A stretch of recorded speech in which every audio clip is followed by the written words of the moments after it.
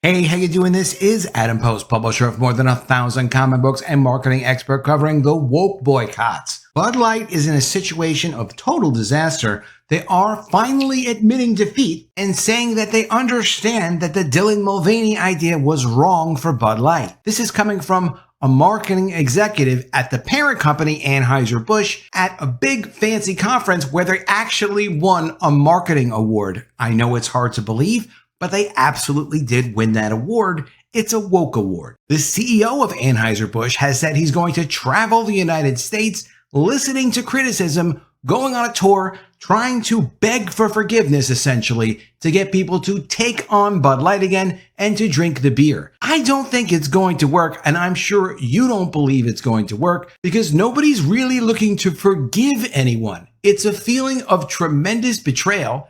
And no one likes the association that they made with Bud Light right now. What woman is going to want to be seen drinking Bud Light at a bar? Women are very conscious of how they appear. Men as well, women more so. You do have to wonder about the men and the women that are at a bar drinking Bud Light at this point. It's not the thing that you want when you're going out to have a good time or you're going somewhere to relax. They've completely destroyed the brand. Let's get into the story. Before we do, please be sure you are subscribed to the channel. Click the bell for notifications. Give me a thumbs up. I really appreciate you guys. I'm trying to get to 25,000 subscribers, so if you can subscribe, please do subscribe. Thank you for that. I'm going to do a separate video on this, but Bud Light's sales report just came out.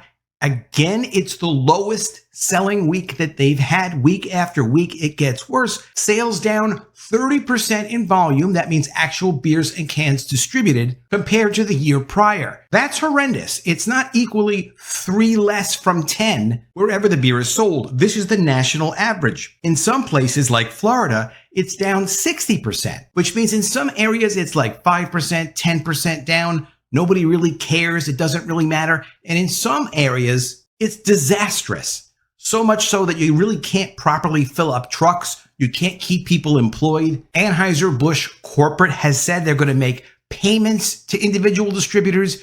It comes up to around 50 cents per case. I don't think it's going to be enough money to save the brand in a lot of these markets where it's down 60%. We'll have to see what happens. But the effect of the Dylan Mulvaney promotion on their brand has been historically horrendous. Coming from the Daily Mail, Anheuser-Busch executive admits Bud Light's disastrous partnership with Dylan Mulvaney was a wake-up call as brewer is named Creative Marketer of the Year at an event dubbed the Oscars for Advertising despite losing billions. Anheuser-Busch's chief marketing officer said that while accepting an award at an advertising awards ceremony on Monday, that Bud Light's partnership with Dylan Mulvaney was a humbling reminder it needs to understand its consumers better. That really is the first part of marketing. You need to know who your potential customer is, and then you need to make sure that you keep your promise to the customer so that you get repeat business from them. Everyone in marketing knows this. Everyone in marketing also knows this expression, on brand or off brand. When a manufacturer considers marketing or advertising, one of the things they think about is,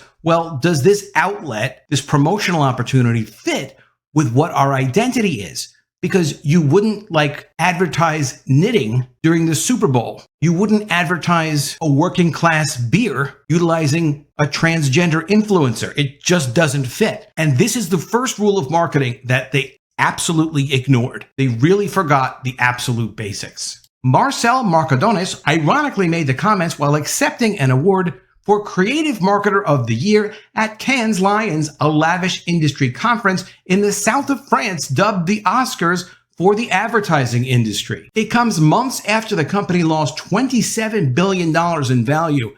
Right now, Motley Fool, which is a great financial website, lists their market capitalization value at $97 billion. It was $132 billion the day before the Dylan Mulvaney promotion started. That's more than a $30 billion loss for right now. We'll see what happens in the future, but it doesn't look like their stock is bouncing back. Though Anheuser-Busch was named the winner of the award before the fiasco erupted, it was not officially awarded until Monday, meaning there was a mighty elephant in the room. Some even said the company should turn down the award, according to the Wall Street Journal. But it was the first thing that he mentioned during a presentation, according to a report in Ad Age. Quote, "In times like this, when things get divisive and controversial so easily, I think it's an important wake-up call to all of us marketers First of all, to be very humble, he said. That's what we're doing, being very humble and really reminding ourselves of what we should do best every day, which is to really understand our consumers, which is to really celebrate and appreciate every consumer that loves our brands, but in a way that can make them be together, not apart. I don't know why they're trying to celebrate their consumers. They're just supposed to appeal to their consumers and keep the promises that the brand makes. That is what a brand is. A brand is a promise that if you buy that package that has the implied promise next to it, you're going to get what you want out of that product. That's why people get a lot of repeat business, because they satisfy their customers. They don't need to celebrate them. They need to satisfy them. The session was described in programming notes as a talk in part about Anheuser-Busch's relentless focus on connecting with consumers in meaningful ways, the Wall Street Journal reported. Marcondes has worked at Anheuser-Busch for nearly 2 decades, according to his LinkedIn profile, and now oversees its global marketing strategies of Anheuser-Busch brands, including Budweiser, Bud Light, Michelob Ultra, Stella Artois, among others. Quote, "It's tough to see the controversial and divisive debates that have been happening in the US in the last couple of weeks involving lots of brands and companies, including and especially Bud Light," Marcondes said during the presentation on Monday. "It's tough exactly because what we do is all about bringing people together." What's really funny about this speech is he's talking about how we as marketers, meaning him and their company, but everyone else in the room as well, who are also marketers, need to understand their consumers better. Well, mostly it's the Bud Light people that need to understand their consumers better. And the divisive debates that are going on in the United States, part of that really would not have been happening if it wasn't for what Bud Light did. Bud Light came before Target. If it wasn't for Bud Light, it may be that the Target boycott would not have been so severe. It's really his company's fault.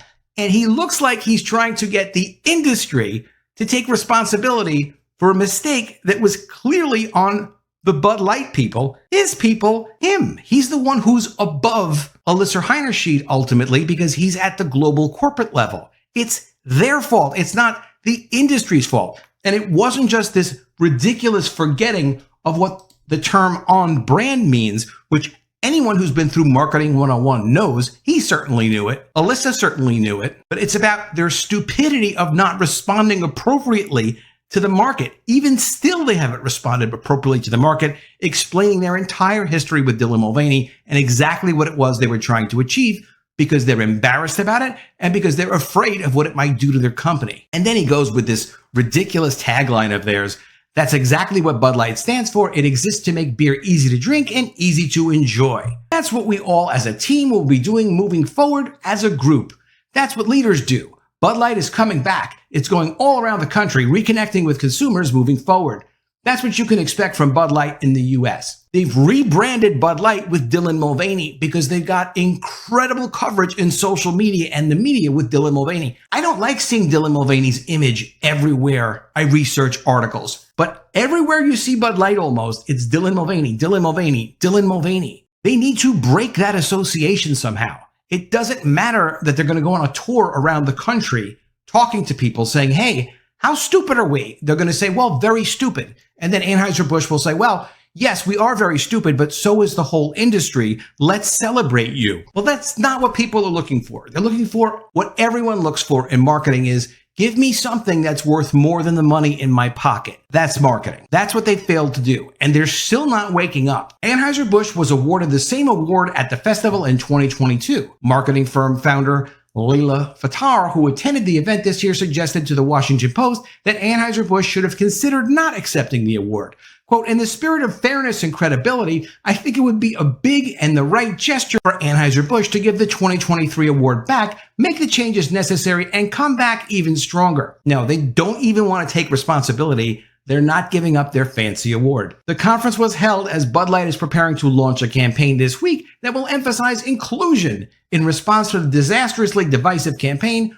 earlier in the year. Another thing people don't want. They don't want campaigns for inclusion. Just make the product compelling and reassociate it with something else other than the face of Dylan Mulvaney. That's why I don't use Dylan Mulvaney on my thumbnails. I've seen enough Dylan Mulvaney. I'm not going to promote Dylan Mulvaney with any brand, even if I have serious professional and personal issues with the brand. I really don't like what they've done with Bud Light. I don't like what they've done creating so much divisiveness and so much disrespect for customers who spent so much money and so much energy and invested themselves in their brands. It reminds me a lot of what Disney has done. It is a betrayal. It's a major betrayal. This is a good article. Experts break down how Bud Light lost its top-selling beer status. It's betrayal, with one expert saying that at its core, Bud Light sales come down to a feeling of betrayal in both conservative and liberal buyers. And I feel betrayed, and I didn't even really ever care about the brand that much. It just felt like something that they're taking away from the American culture when they ruin a classic brand like this. The same kind of offensive thing that Disney has done, and of course they've done across all of their brands, including Marvel, Lucasfilm, and Pixar. So the Anheuser-Busch CEO, Brendan Whitworth, former CIA recruiter, now CEO of Anheuser-Busch, is going to go on tour soliciting criticism. He thinks somehow that's going to help. Somehow, if people just complain, it's going to help them to have forgiveness. I don't see how that's going to help whatsoever. They are paying a little bit of money to distributors. That's good. The distributors have lost millions of dollars because of their completely reckless promotion with Dylan Mulvaney. The CEO will then go, he'll talk to some distributors. If the Bud Light people were serious about what they were doing, then what they would be doing right now is speaking on a daily basis with their 500 distributors, having a team of marketing people collect information and exchange ideas and find out, okay, has anyone in the country, any of our distributors, have any of our distributors retailers? Now you're talking about hundreds of thousands of customers. And I'm not just talking about consumers. I'm talking about people that sell the beer. Has anyone been able to get a rebound? Has anyone been able to get sales going again in any of their outlets anywhere? The answer to that question is probably yes. How did they do it so that they could replicate that and try to fix their broken brand and their ridiculous association with transgender influencer Dylan Mulvaney? That is what the manufacturer should be doing, is sponsoring communication, sponsoring looking for solutions, and offering distributors, for example, a $5 million award if they're able to get their sales going again. But they're not doing that. They're doing everything they can to avoid taking responsibility for what they did and to avoid responsibility for really trying to fix it in any kind of decent and correct way. Let me know what you think of this in the comments below. I always love to see your ideas. Do you think that they have any chance of being taken seriously as a brand because they've admitted defeat and started to realize, hey, the Dylan Mulvaney idea probably wasn't a good idea? Do you think this CEO going on tour and getting criticism is going to somehow fix the brand? Perhaps the criticism will be enough that everyone who stopped buying Bud Light will start buying it again and will just forget the whole Dylan Mulvaney thing. Do you think that's possible?